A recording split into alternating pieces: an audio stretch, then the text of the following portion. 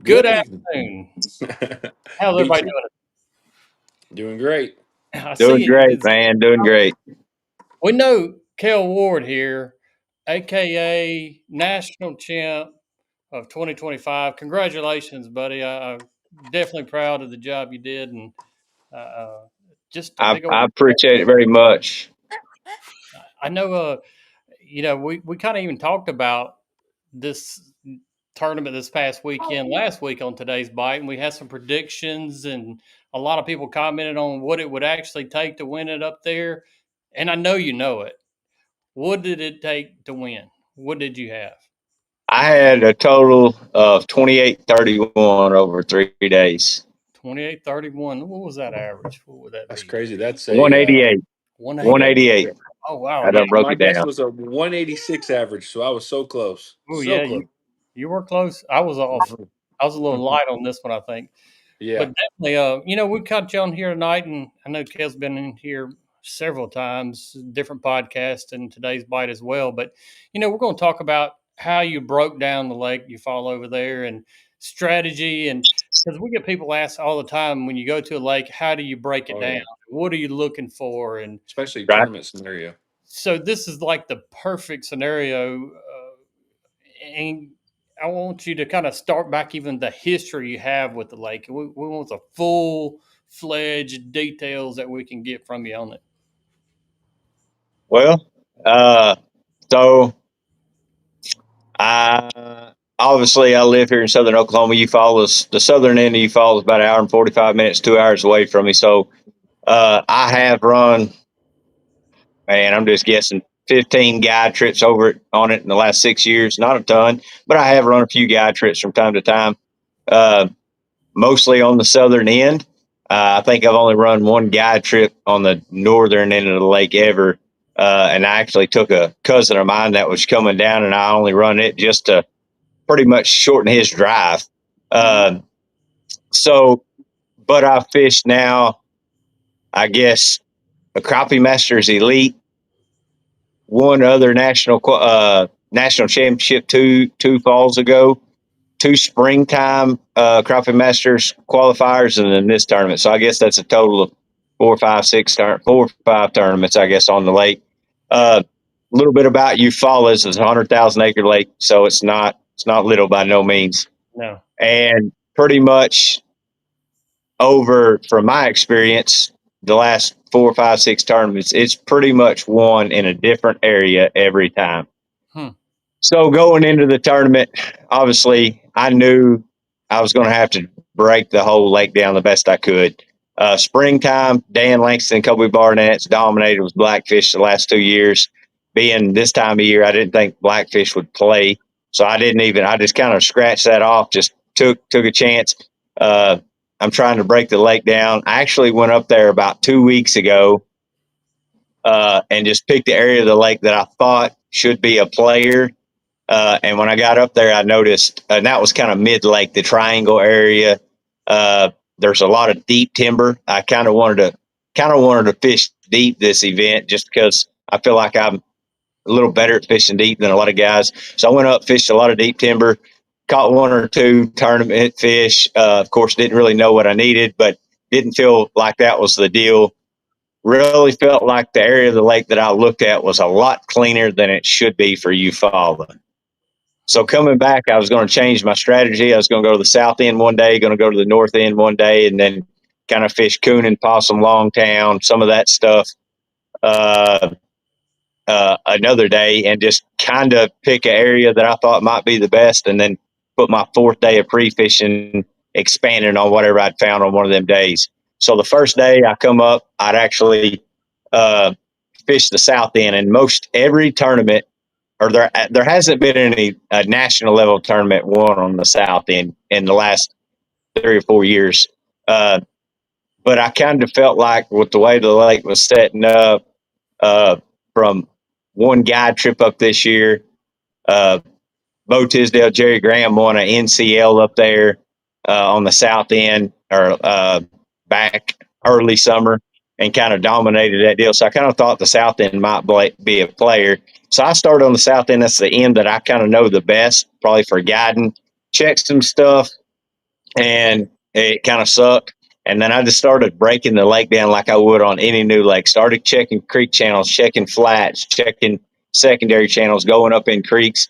And about 12:30 on the first day of practice, I stumbled up on. I'm actually running in the creek channel in dirtier water towards Gaines Creek, which is the far south end of the lake, and running the creek channel looking for Roman fish is what I was looking for, and kind of just ventured up on top of the flat in about 6 foot water and seen some crappie sitting on a lay down and caught them. Kind of started going from channel to flat and ended up running across, several stumps and laydowns, and I started catching tournament fish, some 160s, 170s up there. Then I thought, all right. So I fished this little stretch for about an hour, and I had, I want to say 807 on my scales, which I knew on my scales, which weigh light, the crappie master was going to be a pretty solid. I figured 8 pounds a day on Rapalas would be a solid, bag of fish. That was kind of I really thought 7.5 to 8 is what you needed to probably have a shot. Just based on history, that was just a gut feeling. I could have been totally wrong, but that was a gut feeling.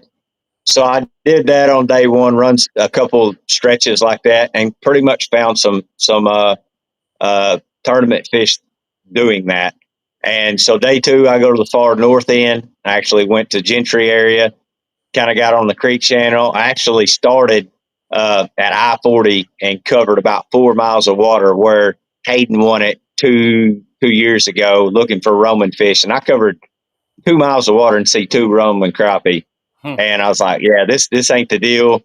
So I pushed back, went up in the timber, and did catch a couple tournament fish. But man, I felt like you had to cover a quarter mile to see a decent crappie.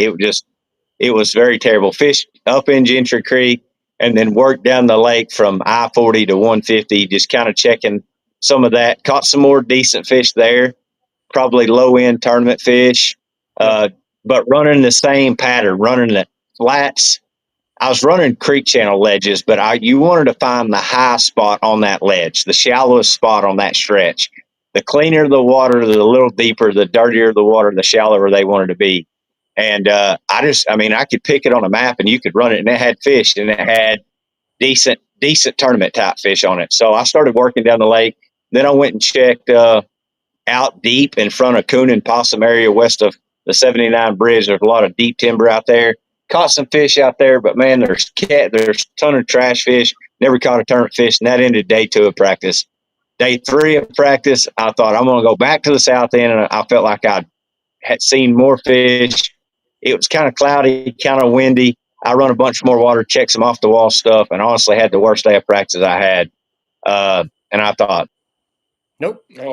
Oh, we were just getting good. Hey, I'm sure you'll get back here in a second. But guys, we got a good show lined up tonight. If you're just tuning in, Kayle Ward just won the national championship this past weekend with Crappie Spilling the Mountain. beans. And we're going to question some. So shoot questions up there for us. Facebook, Dustin's going to cover. I'm going to cover the YouTube guys for his You questions. may have to help me on Facebook, bud. Come on. Oh, I know. Right now, we're at 78 likes. So we're going to try to hit that 250. And definitely, it's going to be a fun show. Here's Kelly. Hey, it was getting great. I love hearing the stories of tournament winners like that, like just hearing what they went through and how it all worked. man, I don't know what happened again. I can still, it just took my face off, but I can still see and hear y'all clearly. So, Internet. Man, I'm telling you, every time I have heck out of every time I do every one of these lives. So, just bear with me. We'll get her done. So but day 3 was terrible. Day 3 was terrible. Just never really put nothing together. Day 4, I decided I'd run back up to the north end. Back up on day 3, I went into Coon and Possum that afternoon.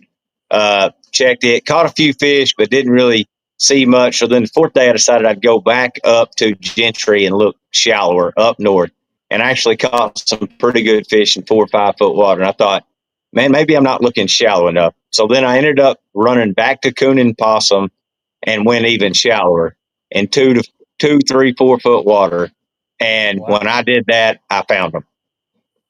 And I thought, all right, well, meanwhile, days 3 and 4, it was so windy, I could not check where I'd caught them on day 1 of practice.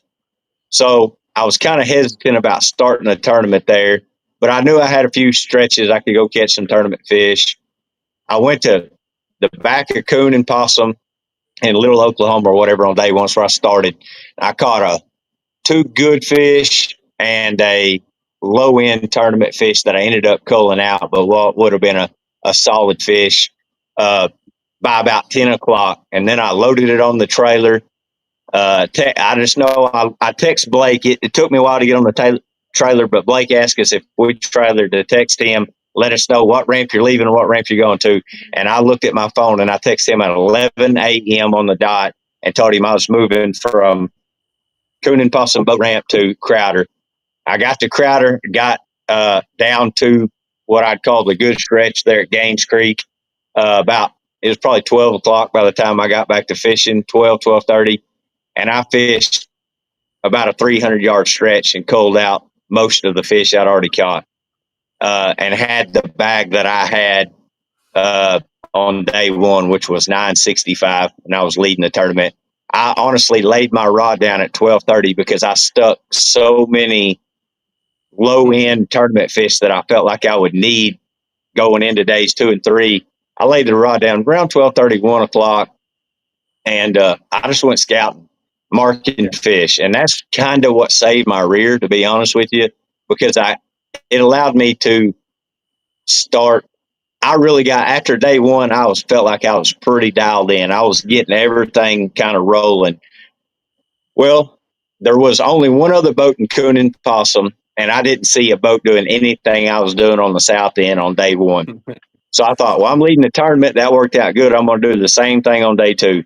So day 2, I went back to coon and possum and started there. And at 10 o'clock, I'd seen one giant, and I could not get her to bite. And I didn't see another fish worth a dang. So I thought, all right, well, I need to leave. So I loaded up and left. It was about 10 or 10:30 on day 2. It was a little bit earlier than day 1. I left, went to the south end, rolled up to the stretch that I caught them on day 1, and there's 2 boats sitting on it. And of course, I'm like, well, maybe do what, sir? I said, I bet you wanted to puke. Well, no. So I thought, well, maybe they're missing them or whatever. These fish were sitting on bottom, very, very tight to the bottom, and they was a round structure, but not up on structure. So they were very easy to miss. And I made a pass through there and seen a lot of fish, but I did not see the quality that I'd seen on day 1. Had another boat come by me, and he said, "Man, we hope wishing you luck. Hope you can keep leading this deal." And I said, "Man, I'm struggling." He said, "Man, we caught them in here this morning." I thought, well, that's about right. My timing's off. Well, I made 2 passes on that stretch, and I didn't catch a turnip fish. And I had every excuse in my mind running through my head, thinking, how do you go from leading to catching one of the worst bags that you can possibly catch? And I'm just too hard-headed and stubborn. I was like, well, I'm going to go fish new water. I'm just going to go fish new water. And I didn't catch my first tournament fish till 1 o'clock. Meanwhile, the tournament's over at 3 o'clock, and I put 895 up on day 2, which honestly felt blessed to get it, even though it wasn't the bag I had on days 1 or day 3. I just kind of got my timing off, kind of fished dead water. And the bag I waited on day 2 would have been the 3rd place bag on day 1, So I knew it wasn't a terrible sack of fish, but everybody kind of caught them better on day 2, or a lot of teams caught them better on day 2.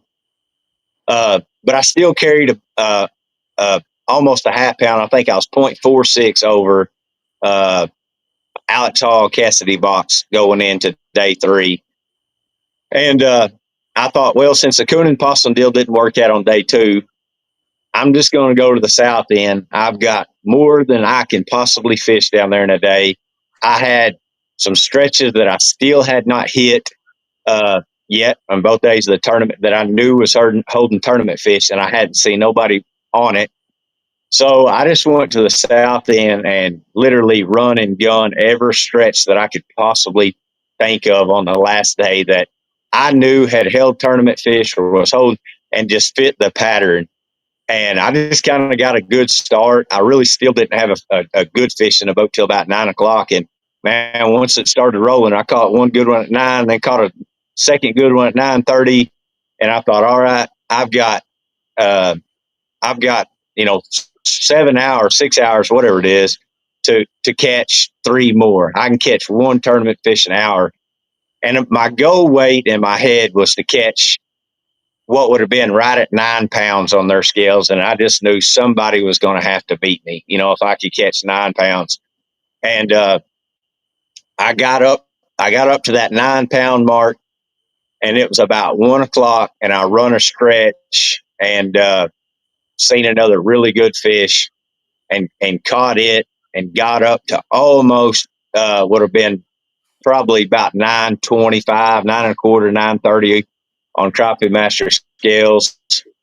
And I rolled out of there, and I knew a spot. I'd actually marked a stake bed that had a big fish in it on day one when I was scouting. And then I knew another stretch that I'd caught a tournament fish about 200 yards from there. And I rode up to that stake bed and culled up just a couple 100s, not much. And then I rolled up to that creek channel ledge, and I caught my fish of the day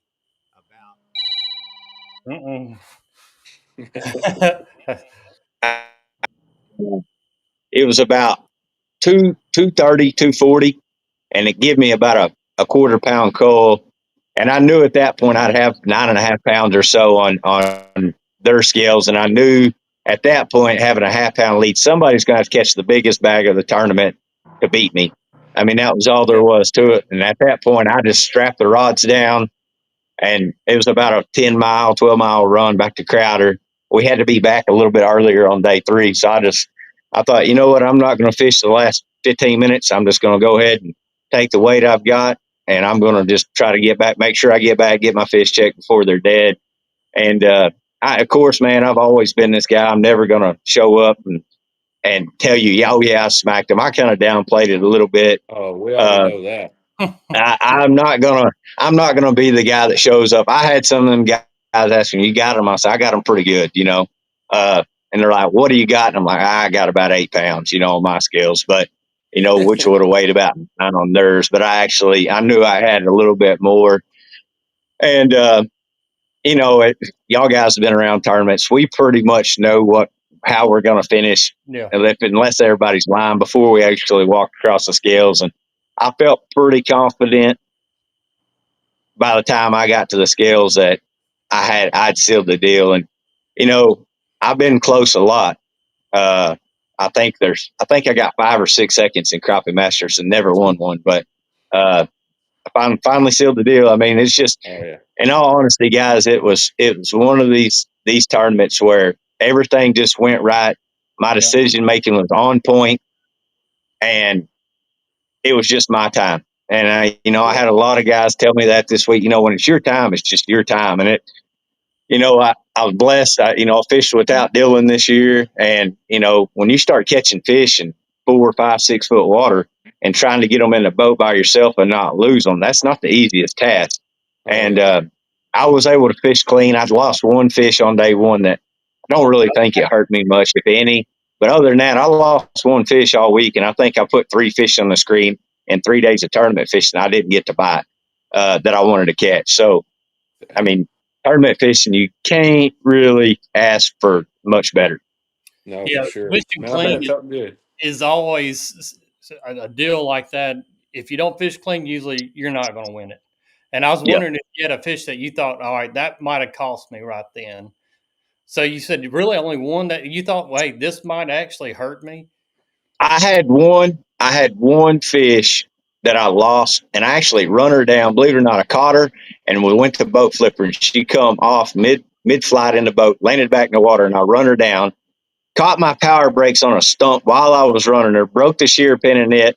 Now I've only got one brake, and every time I'm stomping on it, it's flopping and making all kinds of things. She keeps running and running and running and running. She gets stopped. I get a minnow on her, and she instantly reacts and bites it again. And I get her all the way to the surface where I see her a second time, and she comes unbuttoned. And I run her and run her and run her. Still ain't messing ain't fixing my brake. I get get her to stop again, and I got her to react a third time, but she wouldn't touch it. And I just at that point I didn't mess with her. I just peeled off of her. She was a low end tournament fish, but at the time that day, I'm not saying if she would have helped me, she wouldn't have helped me by much. Yeah. And then I did see one, sure enough, big one on day 2, and I just couldn't get her to bite. She just wouldn't bite. I mean, I honestly probably spent more time on that fish than probably any fish I've ever spent in a tournament. I probably spent 20, 25 minutes on her. Crazy deal, and I don't know why. This is how bad how desperate I got. So the fish was sitting on her stump right at the base of a tree. Reacted. She come up, looked at I was fishing baby shad at the time. She come up, looked at it, didn't bite it. I instantly picked up a minnow rod, stuck a minnow on her. She come up and she would just barely push or peck at it. And I knew not to set the hook, but I just peel, and she just lip it just enough to suck a minnow off a jig head. And when she did, she just grabbed it. Well, I instantly put another one on, stuck down. It's like, she'll get it this time. She come up, do the same thing, stole a second minnow off from me. Well, I thought, man, third time's a charm. Put it down there. She'll come up, react. Well, finally, she sat back down on that stump, and I would mess with her, jig, minnow. She would not do nothing. I could take my rod and stick it in the water. Meanwhile, guys, I'm in 6 foot water. I could stick my rod in the water and run her off the tree, and she would react every time. And she would react and come up, nose up to the bait, but never would touch it. But if she would sit on the stump, she wouldn't react. So I had to spook her off of a tree and try to get her out in open water. And as soon as she got the bait, she'd react just like she was about to hammer it, but she never would touch it. And like I said, I spent about 20 minutes on her just because I knew I needed her. I didn't have a tournament fish in the boat at the time, and I really knew I needed that fish really, really bad. And but hindsight 2020, I guess I didn't really need her. So yeah, it worked out for the best for sure. And we got some questions coming in as well, guys. This is your good chance to throw out some questions for the champ here. But I got Ken from YouTube asking, and he said, actually, how are you rigging up your baits? And kind of go through the head size and even the weights that you use during this tournament. So this particular tournament, I just run a 13-foot power crappie Patriot rod. Can you still hear me, Brad? Yeah, I can hear you. I don't know what happened. Okay, Dustin disappeared, so I didn't know. 13-foot Patriot power fishing was power crappie, now it's power fishing. But the Patriot rod, Jerry Hancock Signature Series rod, and then I'm running 12-pound Seagull fluorocarbon with a 1/4 ounce, just lead egg sinker pegged about a foot above a 16th ounce jig head. I was running a Cyclops jig head, screw locks jig head with a Bobby Garland baby shad and the diamond mist color. And then I run a 16th ounce Cyclops jig head with the wire keeper actually cut off of it. That way I could, as a follow up, if a fish didn't bite or I missed a fish, I would always drop a minnow on it the second time. And I actually worm a minnow up on the jig head. I actually go through his mouth, through his gills, push him up on the jig like a piece of plastic, and then barely go through his back. So he lays flat up on the jig head, almost like a piece of plastic. And I drop it down there and just dead stick it on his nose. But because I was fishing shallow water, I actually run a very light rig this week for what I typically run. And I didn't need a long rod. Fish wasn't spooky. I actually encouraged them to spook because it showed them to me as tight as they was to the bottom. So, if they kind of spooked, they'd show themselves for me, and it allowed me to judge them a little better. That was kind of the one thing is that I covered a lot of water, but I had to slow down and really methodically look at these fish. And I honestly had to stick way more fish this tournament than I would like to because they're so tight to the bottom or so tight to these stumps and laydowns. You couldn't really judge the size very good. You just, what I call it, smoke check them, and if he's a good one, great. If he ain't, throw him back and keep rolling. Yeah. And I got some more questions for you as well, but I don't want to skip anybody's questions, so make sure you post them up there, and we'll answer them. This is a long line of question, and Kayle definitely was using forward-facing sonar, but he says, where is the oxygen level best in the winter, above the thermocline or under or what have you. But in my experience, and Kayle, you can jump on here too because we're all fishermen. I don't think there's any kind of thermocline in the wintertime. Now, now, from my experience, I mean, the thermocline's rolling away right now. So these lakes are turning over. The fall turnover where the top water and bottom water roll based on water temperature or whatnot, and that's what kind of start dissipating that thermocline. And then as that water kind of starts cooling down, the thermocline will disappear, and you typically don't see a thermocline start setting back in until early summer, Yeah. or from my experience. Yeah, same thing But for me. to answer your question, above the thermocline is always going to be the sweet spot. Right at the top of it or shallower. I mean, don't get me wrong. There's going to be some fish that sit down in the thermocline. They can be in the thermocline a little bit, but they're not going to stay in the thermocline for any long period of time just because that water is not good. But don't think not to look. I mean, I caught fish below the thermocline this week. So Yeah, I've been really thinking about this whole year about thermoclines, and I think these fish can get up underneath it in the mud layer or something else. But because a shallow lake like Washington, where I'm at right now, summertime you don't even see the fish. I mean, they're not above the thermocline; they're like gone. And the only thing I right. come up with is they're actually in the mud below that thermocline and just living their best life and down in the mud and feeding mainly a nocturnal thing. But um, thermocline is kind of a tricky, but thankfully we're kind of getting away from thermocline as it's we finally get it in a fall pattern going. But Right. let's see, Steve asking, do you ever cut your minnows in half? Man, I have, but typically no. I mean, yeah, there's guys that do that. I mean, it's a scent factor, but just from guiding I want a fresh live minnow. I mean, that's just me. I won't hardly fish a dead minnow. Maybe I'm picky. I mean, you ask all my clients, if you catch a fish on a minnow on a guide trip, he did his job. We throw him off. We put a new minnow on. I don't. Mm-hmm. So obviously if you're cutting them in half, you're killing them, and that's not really my thing. So I have, but that's 99% of the time. No, I want a fresh live minnow. Do you feel like wind direction affects the bite at all? No, in my opinion, no. And what I mean by that is you always hear east wind, fish bite the east, west wind, fish bite the west.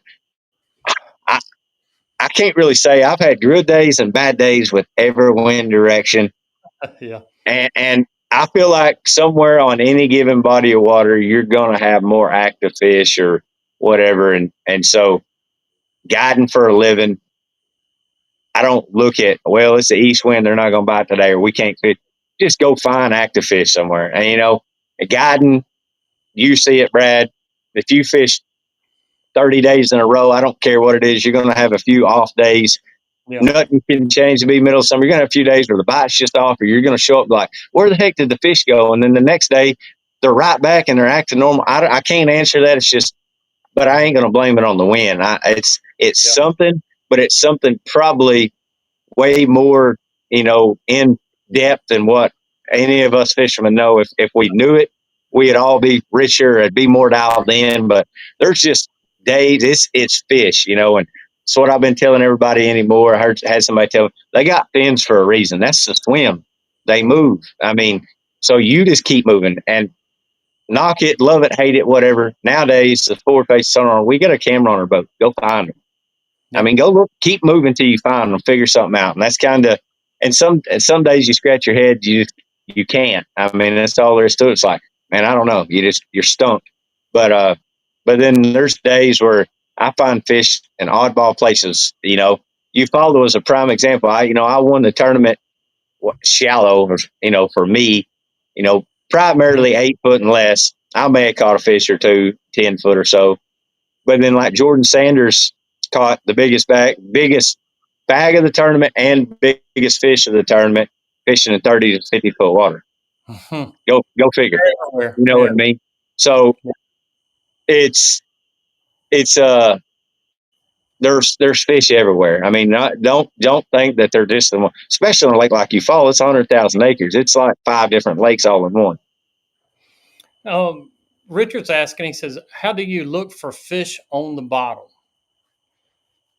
Well, I actually learned something this week that uh, so when I found them fish the first day of practice, I could see some fish sitting on bottom, but I couldn't see them very good.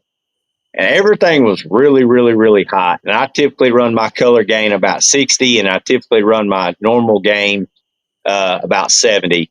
And I started backing both of them down. I actually turned default on your color gains 50%. So I turned it back down to 50. And I actually run my normal gain this week at 58%. Wow. I've never fished with my gain that low. It was so bad that a Roman fish at 30 or 40 foot in the creek channel, I couldn't hardly see him because I had it so dim. And that's the best advice that I can say, and nobody's ever told me this. But if you'll run that gain way, way down in that shallow water, turn your color gain down, those fish pop on bottom that you don't see. And I will from now on always keep that in my mind. If I'm looking shallow, I'm going to always turn. They just showed up so much better, and that might be a trick that a lot of guys has figured out or known, but I've never really done it. But this week, that was a major player running my gain way lower, and I just felt like I could really see the fish a lot cleaner. And I still truly think there's some fish down there that we're not seeing, period. But these fish that I'm talking about that I was catching were definitely easier to see by just turning my gains way down. Ooh. We had Jacob. He said he missed the guess last week by 0.01. Man, that was close. Oh man, so Ooh, close. by 0.1. Man, Jacob, man, Dang, that's that's so close. tough. Yeah, that's bull crap right there. So, did you see very many fish, Kayle, in one area? Like say a stump. Did it have more than 3 or 4 fish on it, or were they schooled up? Man, a few times, yeah. I mean, I had one stump. Well, it was crazy. I want to say it was day two. It was actually my worst bag, but I caught like, I would say 8 or 10 almost tournament fish just as fast as I could drop down. They were just there, and they were so close to like looking like a good one. And at this Oh point in yeah, time, they were going in my live well because I didn't have nothing. But it was, I mean, they were balled up good on it. But no, for the most part, 2 or 3 fish. Now there was some stumps like where I caught that big fish. That was Cold Creek channel that I was on that I finished up on day 3. Them stumps had 20, 30, 40 fish on them, but there was a lot of the typical you follow yeah, 7, 8 inches on that stuff. yeah. I don't blame them. I mean, but there was, for you follow, I seen less just crappie than I've probably ever seen on that lake, at least during the summer months. But I would say the overall quality for like guide fish was probably better than I've ever seen it too. So Yeah, that's usually Right now, good. guys, we're at 183 likes between the two platforms. Make sure you hit that thumbs up for us and hit that congratulations up on the screen. And let's congratulate Kayle Ward here again. Make sure you comment. Also, got Anthony got some more questions coming in as well, so we're going to hit those guys. Anthony's asking, what do you watch for in a fish to know to switch colors or sizes of baits? What's some of the key things that you say, hey, I need to switch something up here? well, I mean, I'm pretty fishing all the time. I'm pretty stubborn on my colors. I like a natural color. That's just me. I ain't gonna run no bright colors. Maybe in a little bit in the spring around the pre-spawn, but other than that, I'm gonna mimic a shad or some kind of bug, something natural, browns, greens, or silvers, whites, pearls, stuff like that. But so you follow this particular week, man. The bite was good. So honestly, could have caught them on a little bit of everything, but diamond mist is one of my favorite colors. I started playing with that color back in the spring, and I mean, it'll catch them anywhere. That's Yeah. as close to a shad, I think, most bodies of water as you can get. To what, sir? Go ahead and describe that color to guys that might So, not familiar. uh, diamond mist is a double silver rainbow back, which is like silver fleck, like shiny silver fleck back, and like a pearl kind of speckled. I think it's got some tiny bit of like blue speckles in the bottom. Honestly, without sitting there looking when I could tell. It's a silverback with like a pearl barrel with a little bit of fleck in it of some sort. Yeah. But it's just a real natural shad looking color, silverish, pearlish color. And so I just picked that up on day one of practice, and they bit it good. And I never threaded a different color on all week. That was only, I mean, if they're biting them, why change? The way I look at it. And so I just run that. But typically, I'm going to go with natural colors. And first thing I'm going to do if they ain't biting it, then I'm going to start downsizing my weight, downsizing the profile, changing the profile up.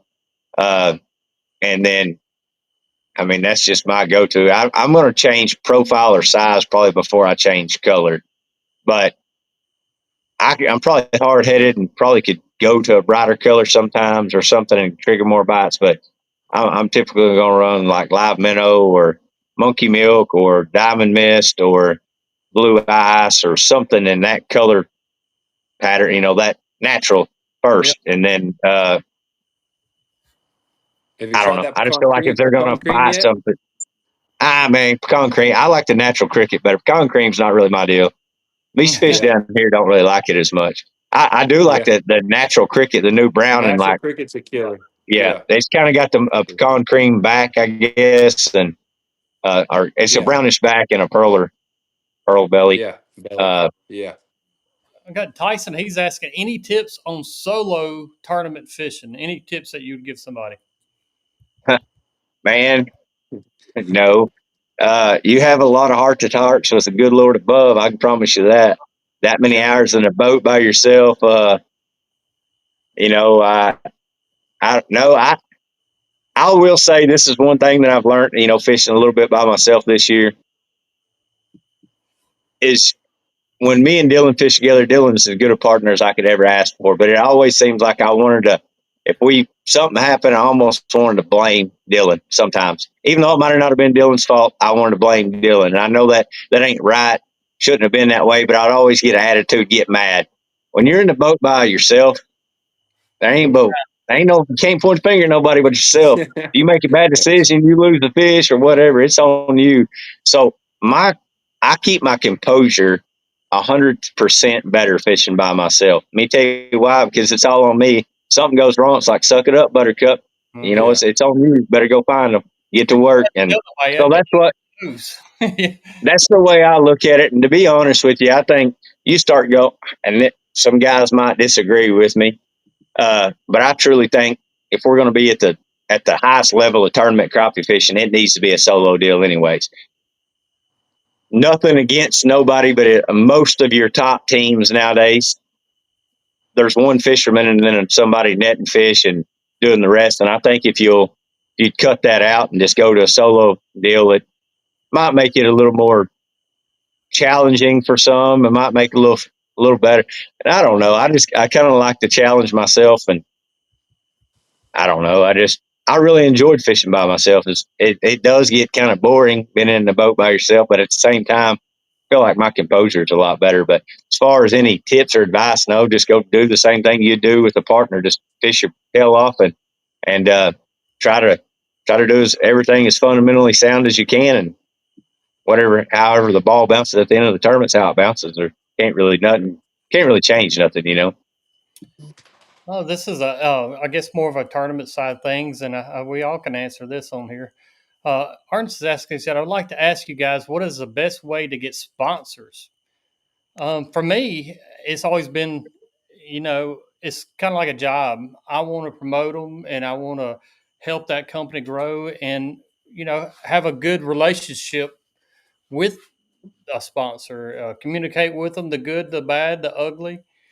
Uh, but first off, for me, is always I've got to believe in the product, and thankfully for me, I've been so blessed to be a part of Bobby Garland Baits, and I believe in them. Day in and day out, I believe that the baits I got in my boat's going to work. Of course, there's some days, and even Bill just said a little while ago that some days nothing's going to work. But to me, it's always about representing that company. What about you guys? For sure. Go ahead, Go ahead, Kale. Dustin. You go ahead. Okay. Yeah, I'd say it's definitely a lot to do with the way you treat people and the way you treat the company. I'm big on what Brad just said, but I also think at the end of the day, you've got to be good at what you do on what company you're going to use. So, say Bobby Garland Bates is crappie fishing oriented. I think all three of us in some point in time have been really good at what we do. So I feel that that goes a long ways too. I think you've got to really study what you do. You got to love it so much that you're almost just it, it's almost like a autistic about it in a good way. But you got to just devote a lot of time, sacrifice a lot to get there. I feel like, but eventually you got to be just bottom line good at it. I know Kel and I. Did a lot of tournament fishing. Brad did too at one point Oh yeah. when you started too. And at some point, we all were up there in tournaments doing really well for a while. And I think that turns a lot of heads too. Like you can prove, hey, this is where you can put your money where your mouth is. You go against all the great guys, and if you're constantly up there, it means you know what you're doing for sure. Like if you're going to go compete against Kale and all the top 10 guys at that tournament are all unreal fishermen and all up there the same. So if you can go out there and compete and do well, I feel like that helps you a long ways too, but there's all kinds of things that can get you there. Yeah, man. The way I look at it, I've been pretty blessed. My One. crappie fishing career is about 6 years now. Of course, crappie fished before that, but guiding and some tournament fishing and whatnot. And I got into it I guess, at the right time when crappie fishing was booming. But I've never been a guy to go beg for anything, and most of my sponsorships has been people coming to me, and all I've done is work my tail off and tried to fish spend as much time in the water, promote crappie fishing. That's the easiest thing I can say. Promote the sport. Guiding. I push a lot of guide trips, promote a lot of my business, and that's where most of when the people see hard work, dedication, being on the water, you I being know. successful, Yeah. people will come to you. I promise you, it's a but if you ain't putting in the work, the time, they ain't seeing it, they don't know who you are. That's not going to happen. Uh, you've also, I mean, I've just been the type. I'm never going to beg for anything. I'm not going to say I haven't asked for sponsorship or nothing. But what I'm getting at is most of the sponsors I have right now, they've reached out to me, and like I said, just been blessed. And I wanted to say that probably just hard work, time on the water, and being successful is kind of what's brought them to me. So Yeah. Yeah, I'd say there's that saying, if you build it, they'll come. And yeah, that's a true statement with a lot of things in life, for sure. Mr. Hancock, he said, did you boat flip those or net those fish? I boat. What's funny is I boat flipped. I boat flipped every single one of them. The funny part is the day before. So, and I have two crappie boats, and I have a Ego like Reach net, which is kind of a flimsy, not great net in my Sea Yard, and then I was running a hog net in my Ranger. And the day before I drove to Eufaula, I was running a guide trip, and the net got kicked in the lake and sunk to the bottom of the lake, my hog net. So I didn't even have a net in the boat, believe it or not. That made you a little I nervous. knew fishing by myself, I wasn't going to net them. I knew I Yeah. wasn't going to be casting or anything, so I was like, I ain't gonna worry about a net. I didn't even take the Ego with me or nothing. I was like, I'm gonna be boat flipping everything, and that's what I did. Mm-hmm. So, and I Nice. only had, believe it or not, I had one fish come that I was a wade fish come unbuttoned and landed on my front deck, and I was able to get him stopped before he flopped back in the water. But everything else, boat flipped perfect, right in the boat, straight to me, and unbutton Perfect. them and weighed them, and put them in the live well. So, That's right. We're at I don't. 242 likes right now, guys. So make sure we're getting there. Almost hit that 250, man. We're getting close. So make sure you hit that button for us as well tonight. Um, but got a question here about what lake maps are you utilizing to go out and fish for a living? well, I run all Garmin on my boat, so I'm just running the Garmin mapping. But to be honest with you, I've got Humminbird Lake Master and the Navionics, which now is owned by Garmin too. But I've got all three of them on my phone, the apps. And so, like before I go to a tournament, especially the lake I don't know, I'll get on all three maps and study and just see the difference in each map and study and kind of break down the lake at all three of them. Some lakes are very accurate with all three, and some lakes there's not even mapping on some of them. So Darbone's a prime example. I don't think Lake Master has a map for Darbone. So you either got to be running Garmin or Navionics to even have a mapping system of it. But I think I like the Garmin. And one thing, it's not on every lake, but one of the probably coolest features on mapping uh, is relief shading. And so I was running relief shading this week, and I could pick the sweet spots before I ever got to them because they were in orange. If it was in orange and it was on a creek channel ledge, guess what? It's not the depth shading side; it's the relief shading. So you got your depth shading, you can go in there and set it. But the relief setting is kind of a basic natural color. It's almost, I don't even know how to explain that. It's almost like a bird's eye view, but it shows you contours, ditches, and stuff way better than if you're not very good at reading contour lines. It actually shows you stuff better. It's just called relief shade. You turn that feature on, and it kind of goes off a basic color pattern. And if it had an orangish red tint to it, tournament crappie fish was going to be there.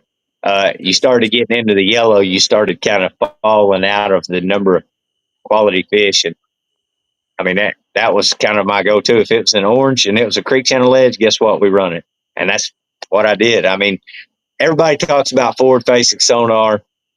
I mean, this might be a little off topic, but everybody talks about forward-facing sonar and people nowadays and how much better you can get. But I think nowadays the mapping is so good.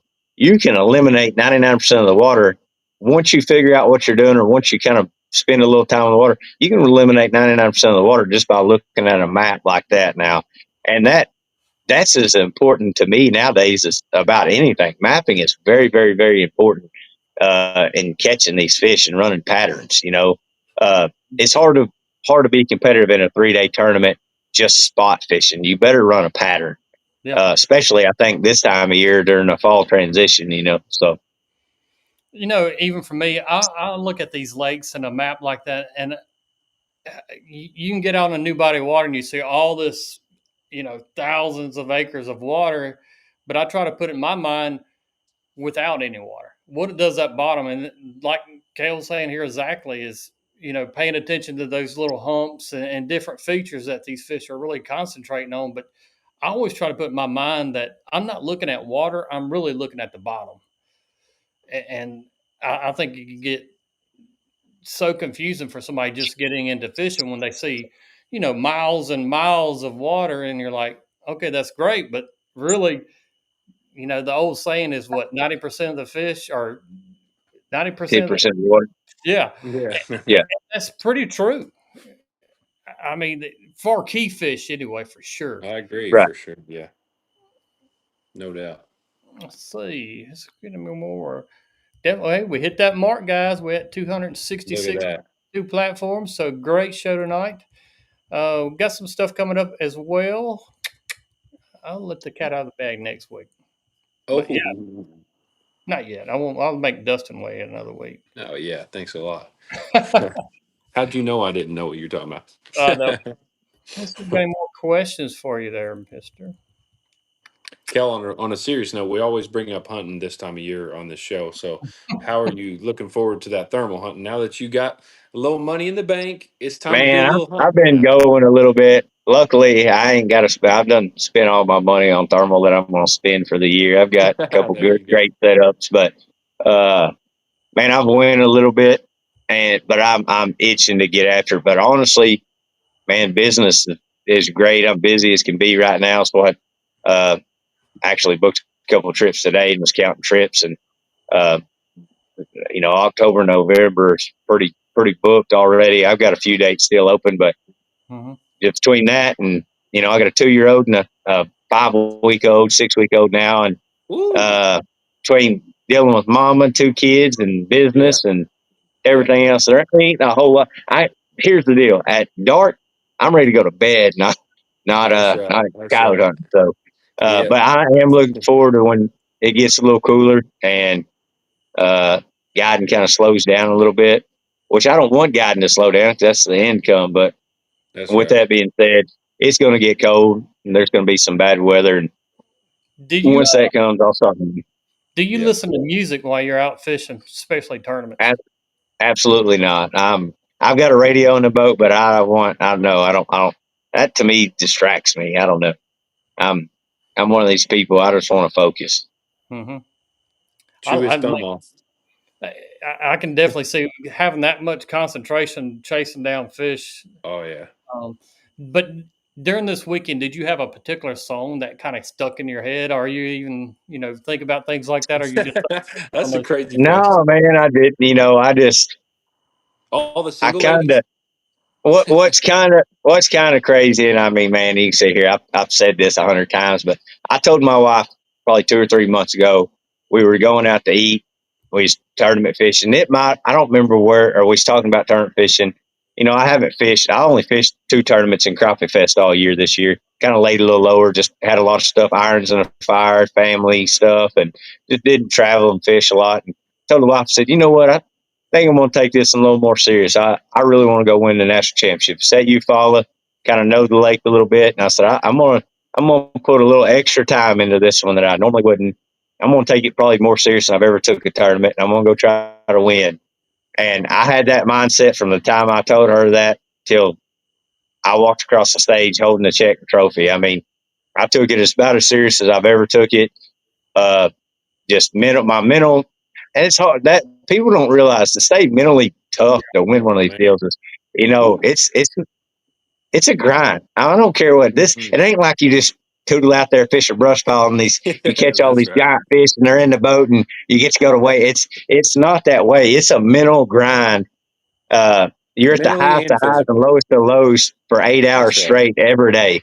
And Yeah. man, I took it as serious as I could, and I wanted to win it. And uh, again, the easiest way to put it, I've been very successful. I'd say my tournament career has been very good. I've been very successful. Amazing. And I've won some other big tournaments, but I've never obviously won a Crappie Masters event. And to kind of seal the deal on the national championship felt good, So uh, Will we it's see been. you at some next year? Oh yeah, I'm sure I will. I mean, again, I don't even know what the schedule's like. That's going to be a Yeah. lot of it. This traveling all over to go do it is not really my cup of tea. But if there's some stuff Yeah. within a couple hours, I'll probably go fish it again. Yeah. What's the biggest crop you ever caught out of Eufaula? And what's your Believe it or not, my PB come out of there in the Elite Series championship or Elite Series Remember that.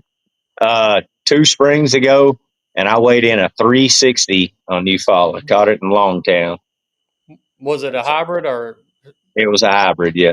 I was thinking a lot of the hybrids got caught during that time span. There Mhm. was that. There was a couple hybrids caught this week too. I caught a 3 pounder, and that was that tournament. I thought I had Hayden's rear. I thought I got a 3 pounder, and I had about a pound and a half on him going into day 2, and he caught 2 3 pounders on day 2 and spanked all of our rear like he Yeah. always does.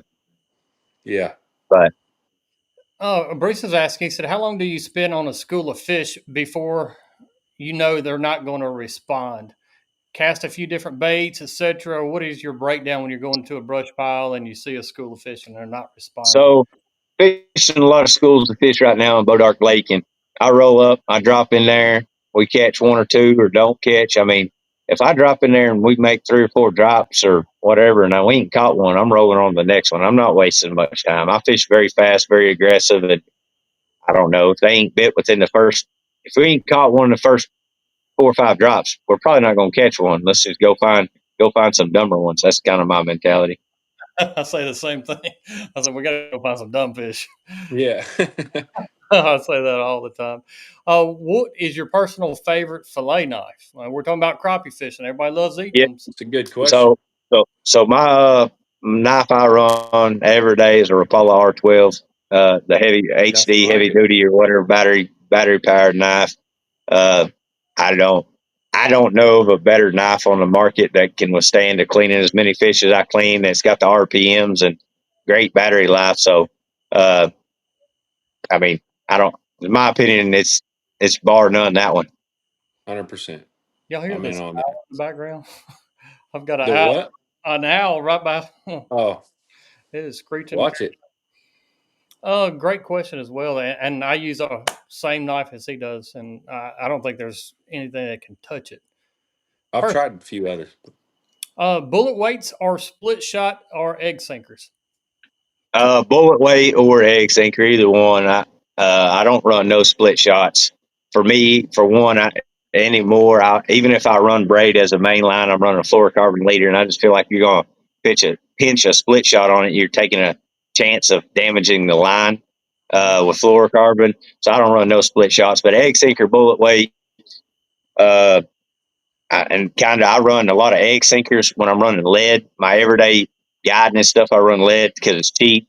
Majority of the time, if I'm tournament fishing, I run tungsten, and that's just a worm bullet weight. But honestly, this sounds bad, guys. So normally every tournament, I bust out, different rods and reels and brand new line, and I took it. I sit here and told y'all I took it as serious as I ever have. But I literally did not change line. I had the same rods that I run on my everyday guide trips with the same old line, the same reels, and all I did was retie each day and I probably run the same. I might have run some of the same jig heads all 3 days of the tournament. Didn't even put a fresh jig head or nothing on.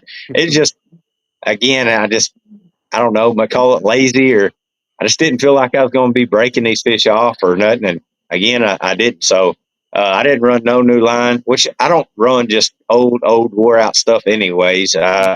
So on my guide trips, I try to change line pretty frequently and stuff. So it wasn't like it was a year old line, but at the same time, I didn't even go to no extremes, but I didn't run tungsten. Didn't really need it when you're fishing 4 foot deep. You ain't got to get on a fish fast. So Did like I said, I just, all during this tournament? Sometimes of course, you fall is so huge. Did you ever feel like, hey, these fish are starting to feel a little bit of pressure? But it sounded like a lot of the areas that you fished, you had it solo for the most part. I did pretty much have it.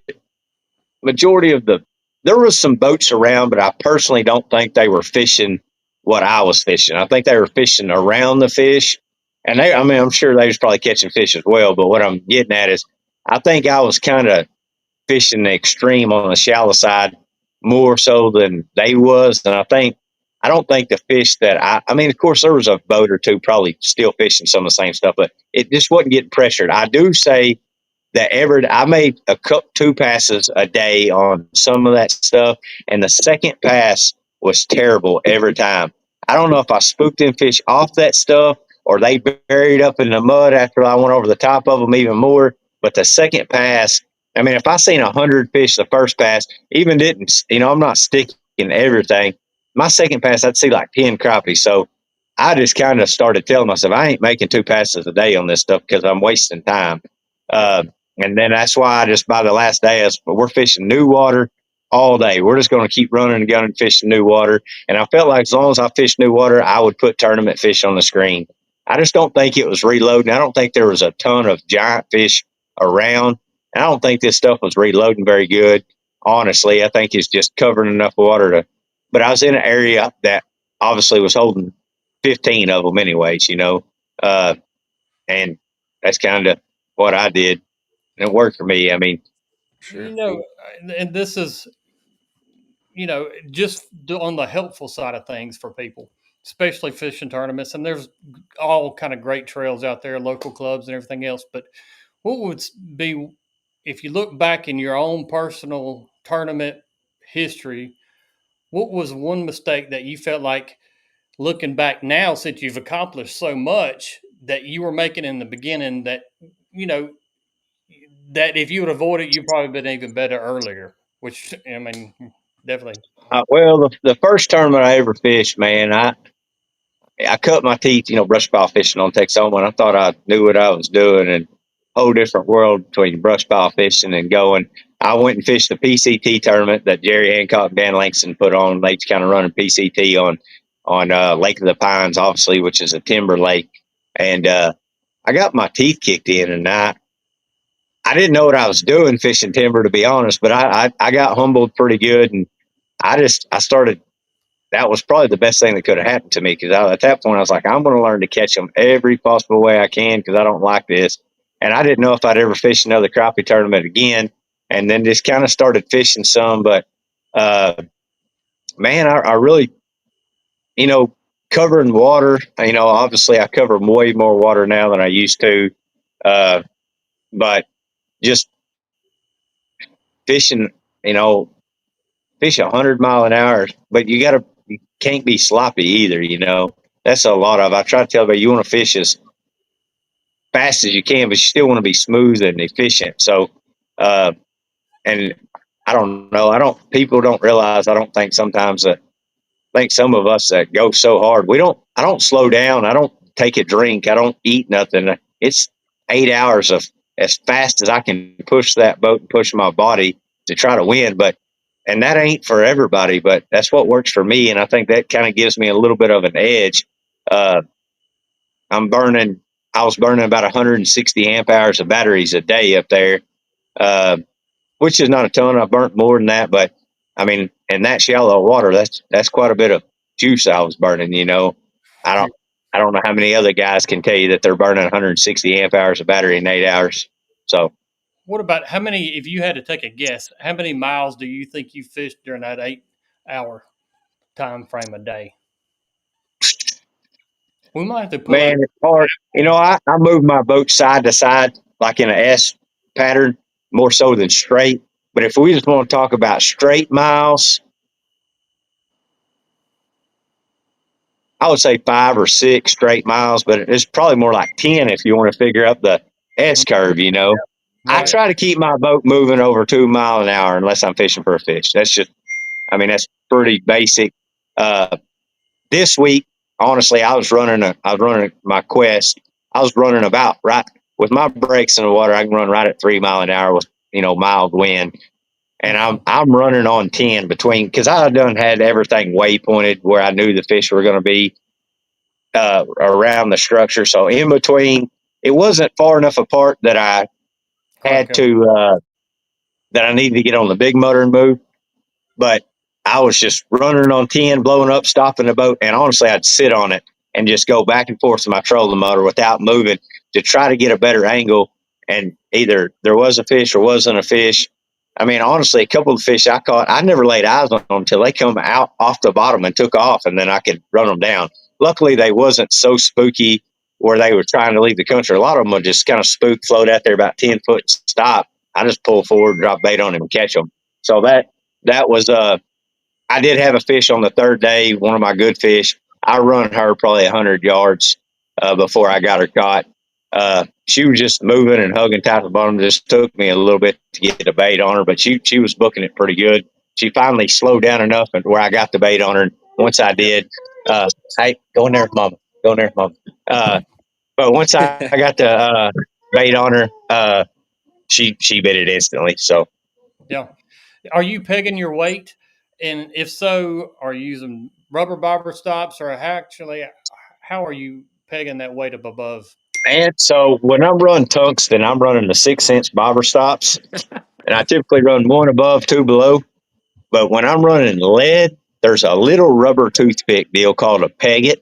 And I don't know why, but if with tungsten, if you run them peggets, it it will eventually break your line. I'm assuming because the tungsten's more dense.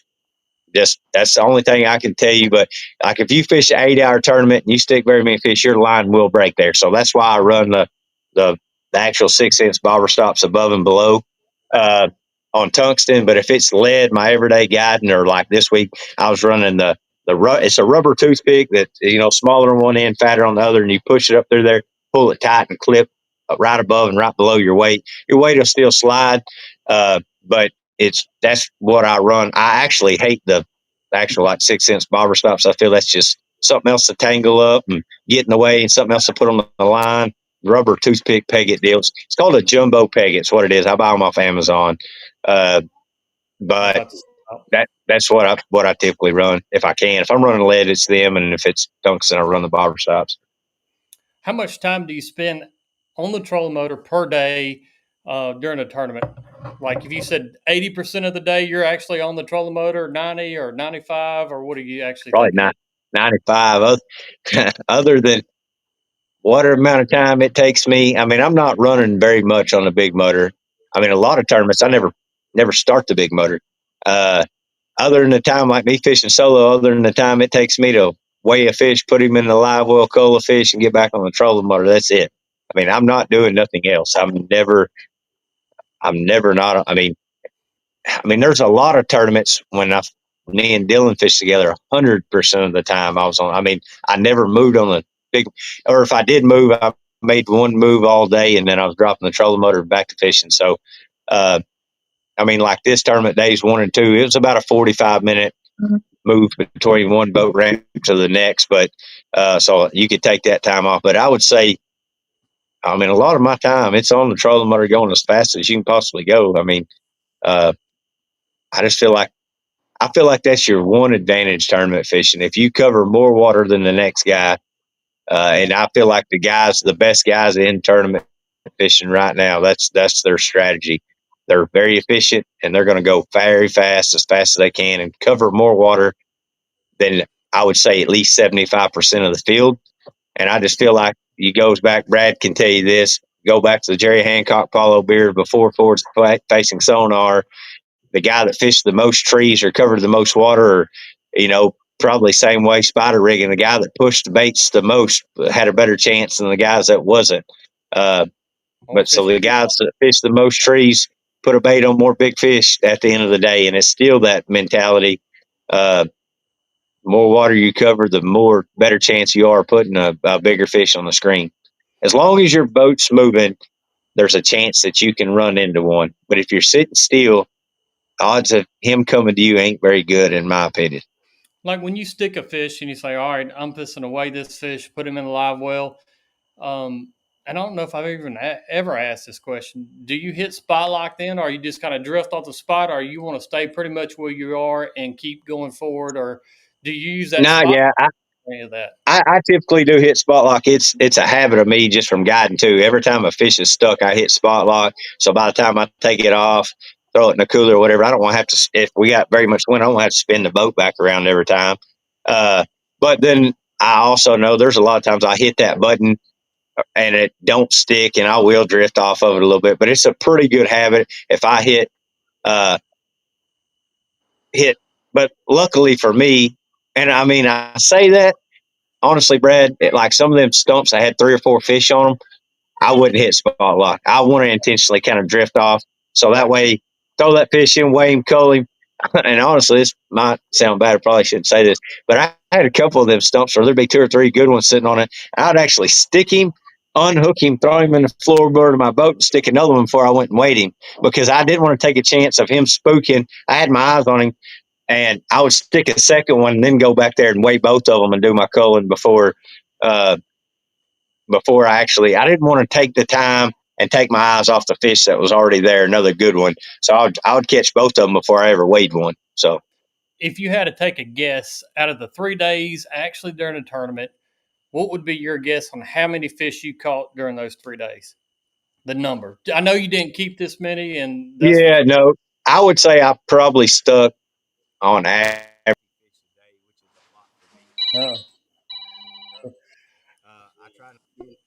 Hold on, I want you to let's get your sound. I want to hear this. No, there you go. Right now, I said I stuck probably 50 fish a day on this one, but ideally most tournaments I feel like if you're sticking more than about 25, you're sticking too many fish. Mm-hmm. It's not a numbers deal. I'm good. I'm good enough with live scope, and I'm trying not to, but I can somewhat size them. And don't get me wrong, I fool myself, and I will actually stick more fish early because I don't know why, but there's a lot of times like we got to get a limit.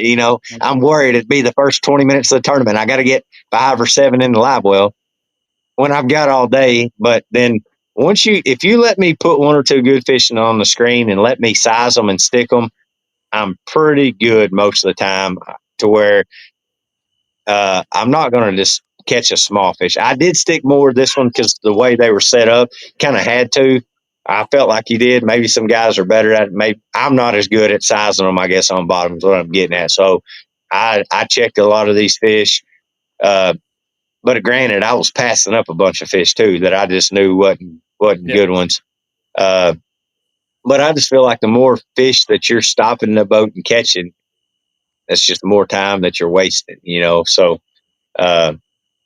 and it don't take much time, every minute you can gain in a tournament or save time one way or another. It's just, it helps. So Well, definitely want to appreciate you coming on tonight. Huge congratulations. So happy Absolutely. for you. I know you, like you said, you come close so many times, and you know, that just makes it probably a little bit sweeter for you. But definitely Yeah, congratulations and coming on here tonight. I appreciate it, guys. I'm glad y'all had You me. bet.